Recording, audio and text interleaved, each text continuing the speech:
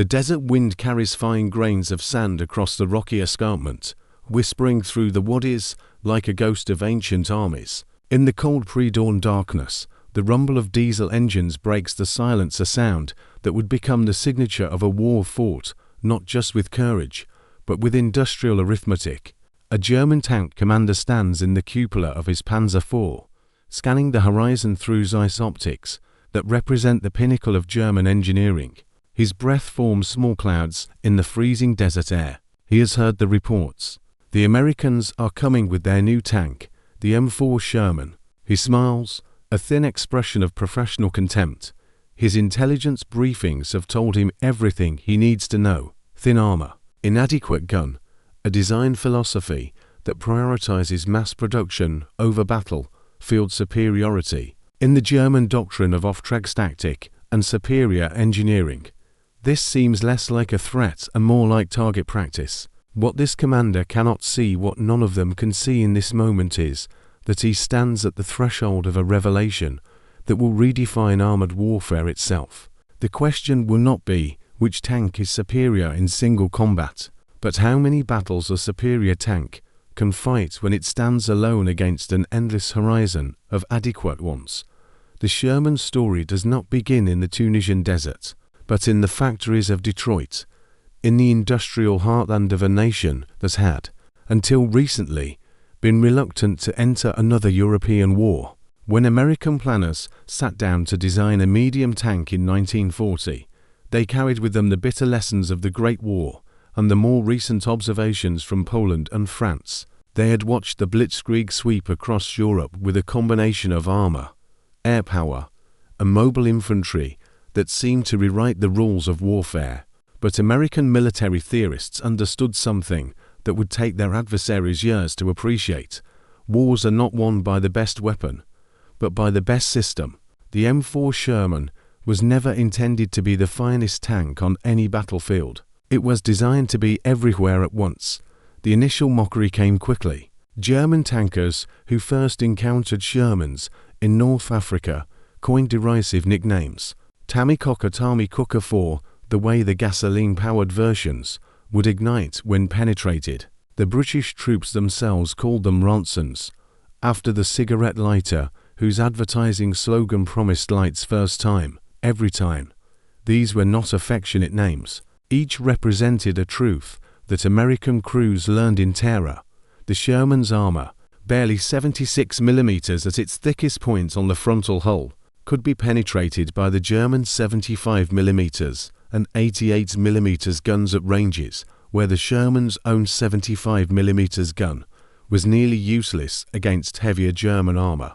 The vertical surfaces of early models created shot traps. The high profile made concealment difficult. The radial engine had a tall hull that presented an enormous target. In technical terms, by any metric of individual tank performance, the German assessment seemed entirely justified, but the Germans were calculating with the wrong mathematics. In 1943, American factories produced 21,245 Sherman tanks, the entire German production of all tank types. That same year numbered 5,966. This disparity was not accidental, it was doctrinal. While German engineers pursued technical perfection, adding complexity and capability to designs like the Panther and Tiger, American engineers pursued something the Wehrmacht had not considered as a weapon: logistics. The Sherman used a standardized engine configuration. Its tracks were narrow enough to fit on standard railway flat cars. Its weight of 30 tons meant it could cross bridges that would collapse under a Tiger. Its final drive was a simple planetary system that a crew could replace in the field within hours. Every Sherman component was designed for one heretical principle: it was better to have 5 adequate tanks than one superior tank. The German tankers who smiled at Kasserine Pass had been trained in a tradition that valued the Einzelkill for the individual warrior whose skill and superior equipment would dominate the battlefield. This was the tradition of Prussian military excellence, of Frederick the Great, of campaigns won by maneuver and the decisive blow.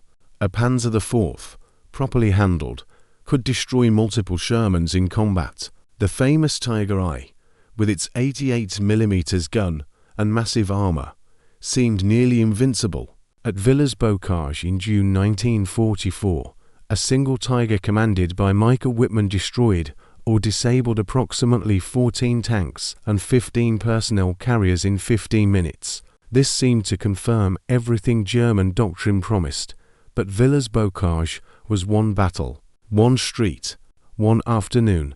The American response to German technical superiority was not to build a better tank, though they tried.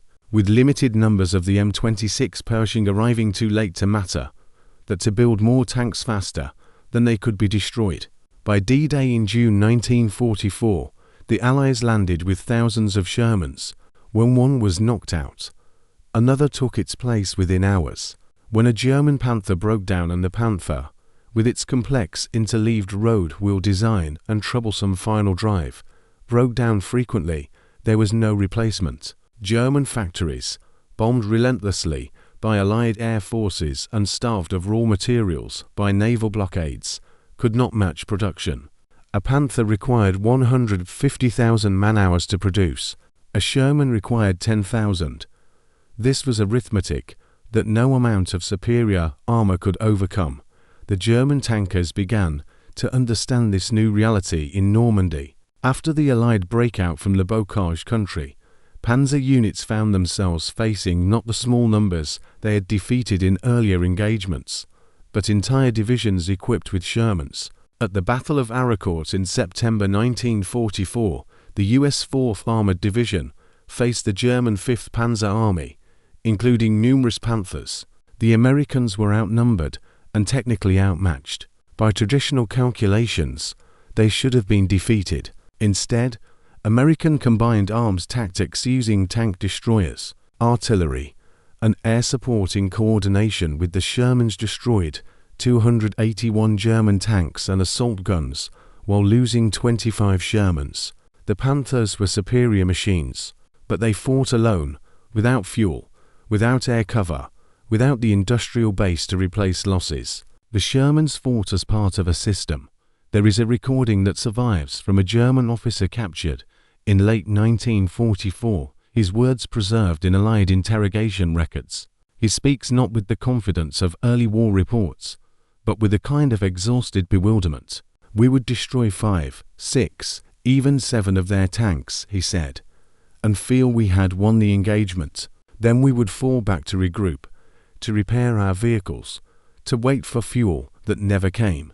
And the next morning, there would be 10 more Shermans where the 7 had been. It was like fighting the sea. You could push back the water, but the tide always returned.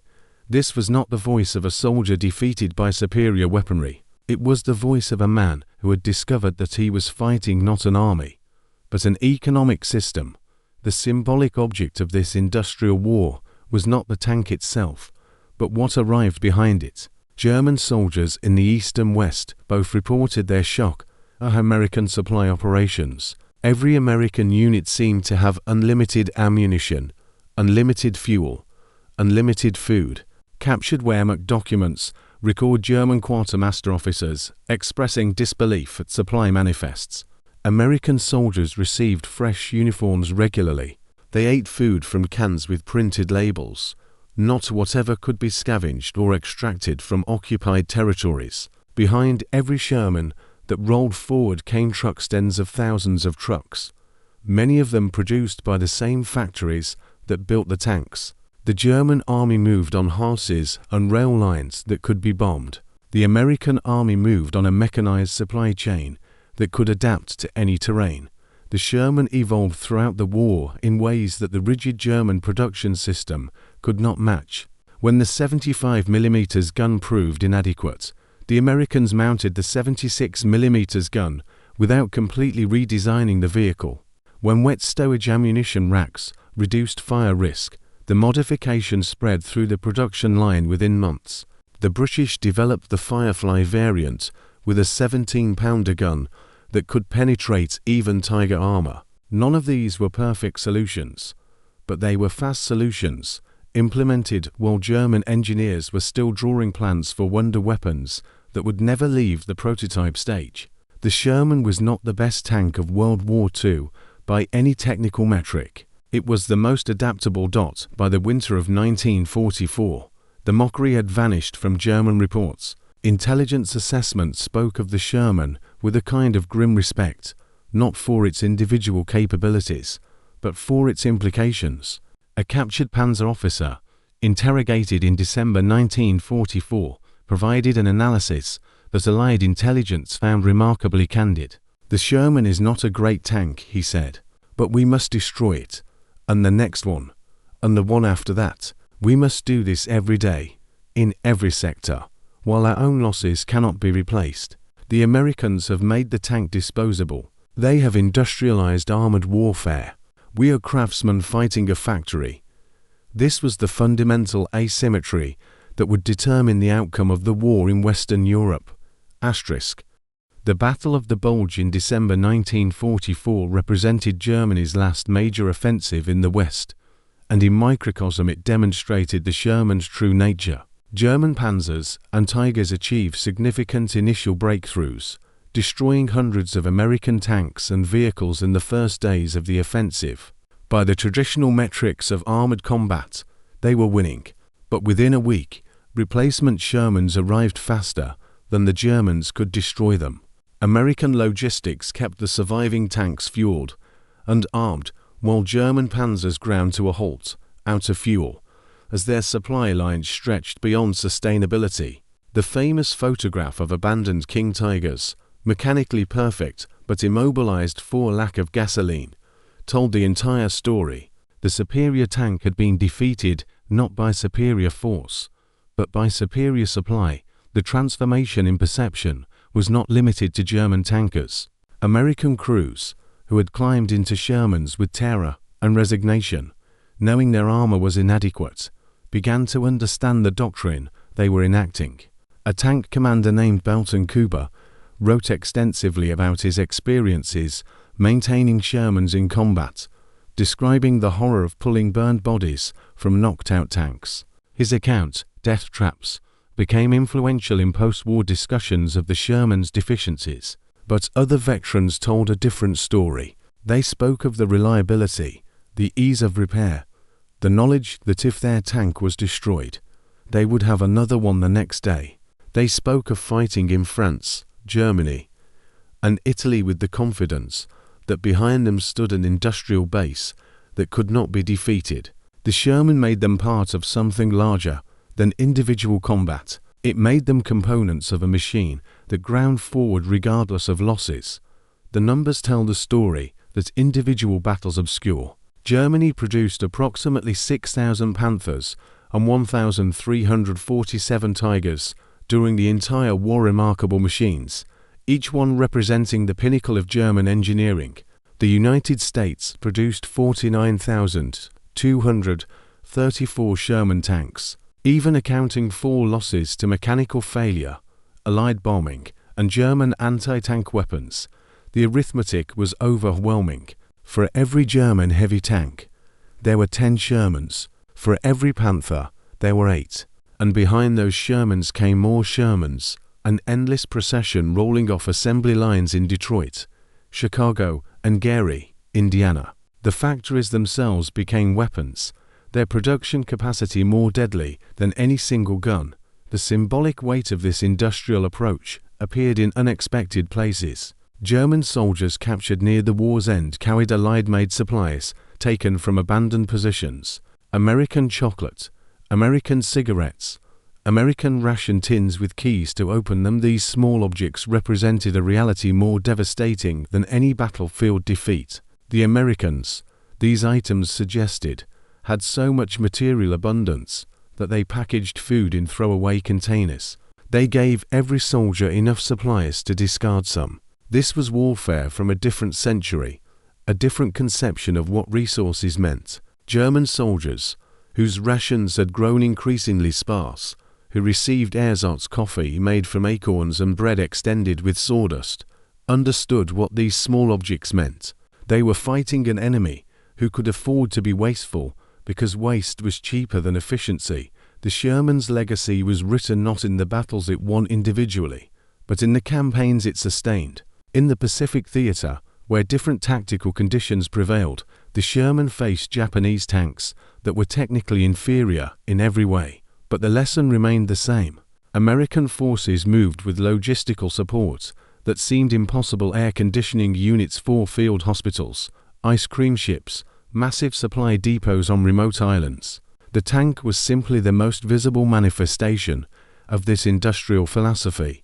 Behind every Sherman was a Liberty ship that carried it across the ocean, a port battalion that unloaded it, a fuel truck that kept it moving, a repair crew that kept it functioning, and a factory that could replace it in a week. The Japanese, like the Germans, found themselves fighting not just American soldiers, but the American economy. By May 1945, when the war in Europe ended, approximately 10,000 Sherman tanks had been destroyed in combat. This seems like a catastrophic loss until compared with the alternative. Germany lost its entire armored force and the capacity to replace it. Every Panther destroyed was irreplaceable. Every Tiger lost was a permanent reduction in combat power. The Shermans kept coming. In the ruins of German cities, among the factories bombed into rubble, the final calculation became clear. German engineering had produced qualitatively superior machines. American industry had produced quantitatively overwhelming ones. Quality, it turned out, could not overcome quantity when the quantity differential reached a certain threshold. There is a photograph from the Falaise pocket in August 1944 that captures this reality better than any statistics. The image shows a destroyed German Panther in the foreground, its heavy armor penetrated, its crew dead. Behind it, stretching to the horizon, are columns of Sherman tanks, undamaged, rolling forward. The photograph was taken by an Army Signal Corps cameraman, and it was not staged. This was simply what the battlefield looked like by the summer of 1944. German excellence surrounded and overwhelmed by American adequacy, replicated beyond any possibility of resistance. The post-war analysis by military historians has sometimes been harsh on the Sherman. Critics point to the higher casualty rates among Sherman crews compared to those in heavier tanks. They note the technical deficiencies that were known and not corrected. They argue that more could have been done to match German armor quality. These criticisms have merit in the context of individual tank combat, but they miss the fundamental nature of the Sherman's purpose. The tank was not designed to win duels. It was designed to win wars. These are not the same thing. A war is not a series of fair fights between equal opponents. It is a test of systems, of logistics, of industrial capacity, of the ability to sustain losses and continue advancing. By these metrics, the Sherman was one of the most successful weapons systems ever designed. The German mockery that began in Tunisia ended in exhaustion somewhere in the forests of the Ardennes, in the rubble of Berlin, in hastily scrawled after-action reports that chronicled not defeat by superior arms, but defeat by superior arithmetic. The Wehrmacht had built an army around the concept of qualitative superiority: better trained soldiers, better equipment, better tactics. This had worked brilliantly in the opening years of the war, when they faced opponents who could be defeated quickly, whose industrial bases could be captured, whose armies could be encircled and destroyed. But against an opponent who could absorb losses, rebuild armies, and return stronger, quality became a trap. Every knocked-out Sherman was a data point in an equation that ultimately favored the side that could produce 10 tanks for everyone destroyed. The sound that defined the Sherman was not the crack of its gun or the scream of incoming shells, but the steady diesel rumble of engines that never stopped running.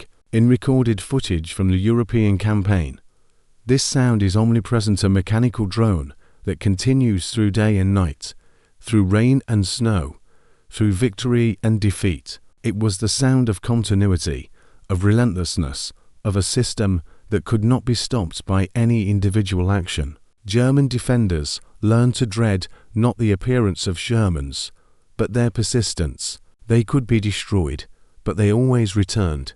They could be ambushed, But more came forward. They could be outfought tactically, but never operationally, never strategically. The epilogue of the Sherman story extends far beyond 1945. The tank served in dozens of armies for decades after World War II. It fought in Korea, where it proved superior to Soviet-supplied North Korean tanks. It served in the Middle East, where Israeli forces modified and upgraded it through the 1970s. The Chilean army operated Shermans into the 1990s.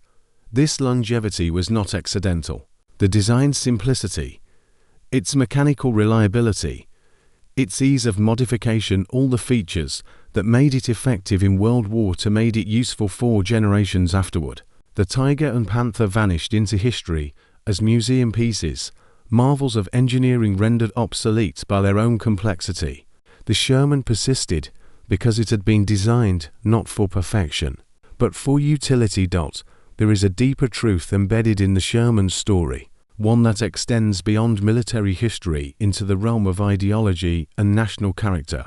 The tank represented a fundamentally democratic approach to warfare. German doctrine assumed that superior quality, whether in equipment or personnel, would dominate the battlefield. This was an aristocratic conception, rooted in the idea that excellence deserved victory. The American approach, embodied in the Sherman, assumed that adequacy, sufficiently replicated, would overwhelm excellence. This was an egalitarian conception, rooted in the idea that mass participation could achieve what individual heroism could not. The Sherman did not ask its crew to be heroes in a superior machine. It offered them survival through numbers, through the knowledge that they were part of an overwhelming force that could afford losses because it could replace them. This is not a comfortable truth. It means that individual sacrifice, individual heroism, individual excellence, all the qualities that military tradition honors, can be rendered strategically irrelevant by sufficient industrial capacity. The German tank crews who fought with skill and courage, who achieved remarkable kill ratios, who demonstrated every virtue that military culture values, lost anyway. They lost because their virtues were deployed within a system that could not sustain them. The Sherman crews, many of whom were drafted civilians with minimal training, many of whom were terrified and desperately wanted to survive rather than to be heroes. One, because they were components of a sustainable system. This inverts traditional military narrative. It suggests that wars are not won by warriors, but by factories, not by courage, but by production schedules, not by the quality of the sword, but by the number of swords and the ability to forge more. The German mockery of the Sherman was not wrong in its particulars. The tank was inferior in armor, in gunpowder, in many technical specifications. What the mockery missed was that these deficiencies were acceptable trade-offs for producibility, maintainability, and sustainability.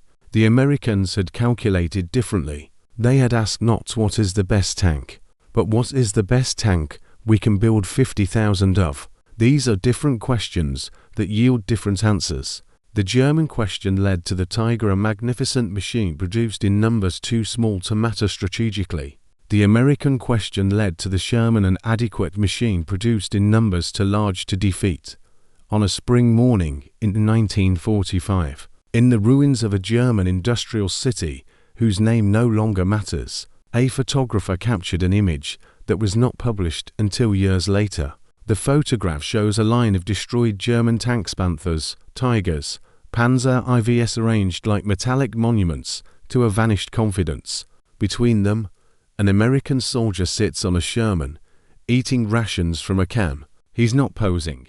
He appears unaware of the camera. He's simply taking a break, surrounded by the wreckage of machines that were technically superior to his own. The photograph is silent, but it speaks to the fundamental asymmetry that decided the war. The superior tanks are broken, abandoned, out of fuel, out of ammunition, out of time. The adequate tank is operational, supplied, manned, and advancing. This is not a moment of triumph. The soldier looks exhausted, indifferent, but a moment of persistence. The Sherman endured, not because it could not be destroyed, but because its destruction did not matter. There was always another Sherman. The lesson was learned slowly, painfully, at immense cost, but by the end, even those who had mocked understood.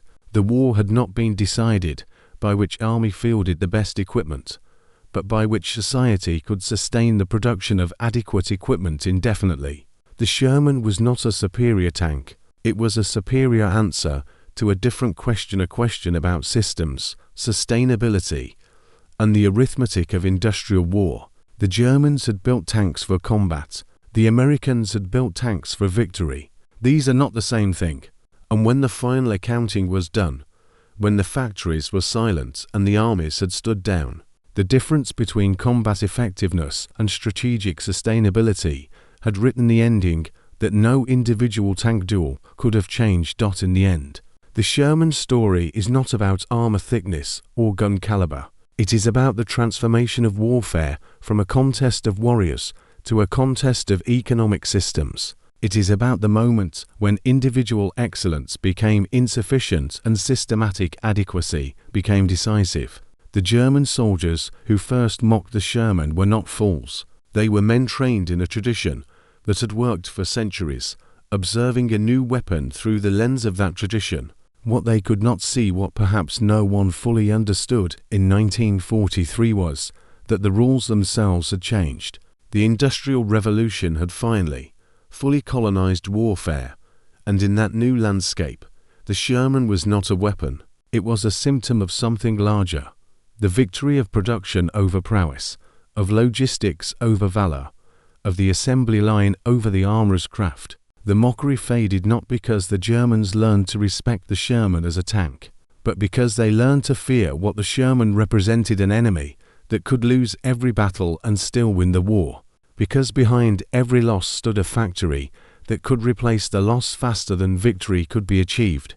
This was the arithmetic that no amount of superior engineering could overcome, and by the time they understood it, understanding came too late.